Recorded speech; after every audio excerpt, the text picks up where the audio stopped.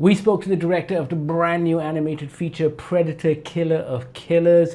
Check out our conversation with Dan Trachtenberg. We spoke a Wow. few years ago for Prey, I feel like and I remember it. I definitely think I remember that. Yeah. awesome. Hey, man, that was great. So Awesome. there is this fantastic balance in Killer of Killers between how you give people exactly what they want from a Predator movie before finally building out the mythology of those characters and their world. And it's not something we've necessarily seen on the big screen. I mean, Predators kind of went into it a little bit, and we've seen more of it in the comics. But can you talk about the decision to finally go there and do it? Yeah. I mean, the first idea was Predator in different time periods. How do we do that? How does it more than what people are expecting it to be? And then it was like, well, what if we do three time periods inside one movie? That's that's Right. that's not exactly what people thought we would do. But even that, it's like I don't want them to just be short stories. I want it to be something more. And really the unlocking of like Pulp Fiction is an anthology movie too, you know? Yeah. And that tells interconnected stories and once they're connected, I thought the mechanism for how they could be connected would be something very cool and would allow us to widen out the franchise and suggest something that has been happening the entire time. By the way, I noticed I see that Blade Runner briefcase Blu-ray set. I have that exact one. I I've love never it so even cracked much. it open. I just have that thing. I'm sure you're the same. Yeah, yeah. I've cracked it open and watched every version, Oh, okay, okay, unfortunately. okay. Got it, got it, got it. So great. Sorry, but yeah. But anyway, just this really allowed us to widen out and do more with what the what's happening in the background with the lore.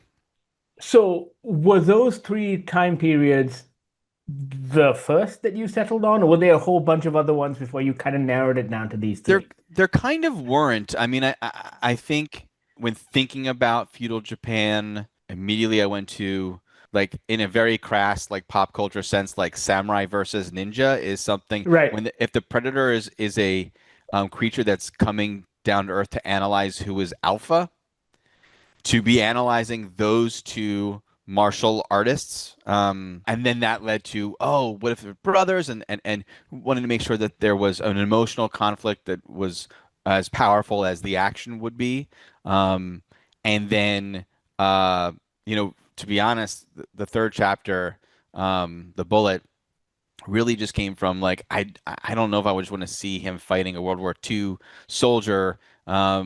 That doesn't seem like there's enough a visual delight there, and then came the epiphany of like, holy crap, what if we do a story that's told almost entirely in the air, and the predator does what it normally does on the ground, but from the sky, never leaving a ship, but still having all those toys. That was an absolute delight. So really, the like notions of the kind of stories we wanted to tell sent us to the time periods rather than having like a list of time periods and then going from there. Yeah, I gotta say, nothing you did in this was expected.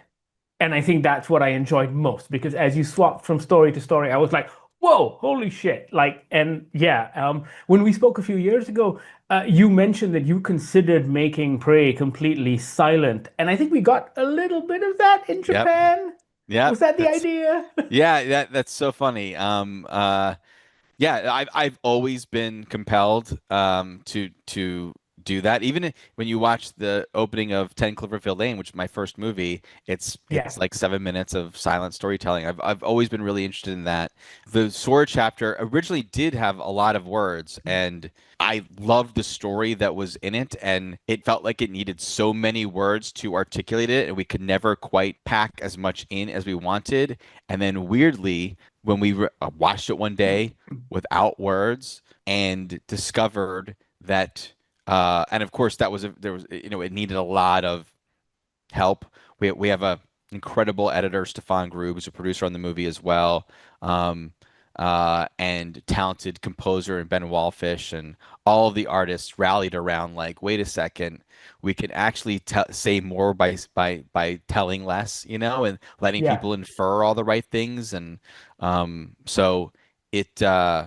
it really, ratcheted up to the next level, and I was so glad to finally be able to really tell a story with no words. Yeah. Or a I few have a words. question about the animation style, right? And talk to me about this and correct me if I'm wrong. There was this jitteriness that made it feel incredibly tactile. I don't know how to describe it, but there was texture almost. Uh-huh. It's called, How? yeah. So it's called animating on twos. And it's something that the Spider-Verse movies have brought back into vogue. It's also where animation started.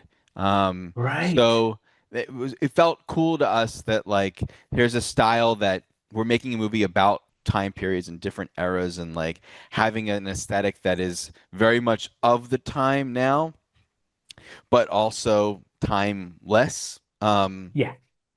And in general, making it all feel like moving concept art, being you can see the strokes on all the sets and the characters and things like that. Yeah, that's all what went into it. Hey, Yeah. thank you so much. And it's been an absolute Thanks, pleasure. man. And congratulations. It's so good. Can't wait for Badlands. All right, Yeah, I'm done. man. High fives. That was Dan Trachtenberg, Predator Killer of Killers, debuts on Disney Plus Hotstar Friday, June 6th. Check it out. Let us know what you think. Sound off in the comments. And thank you so much for watching.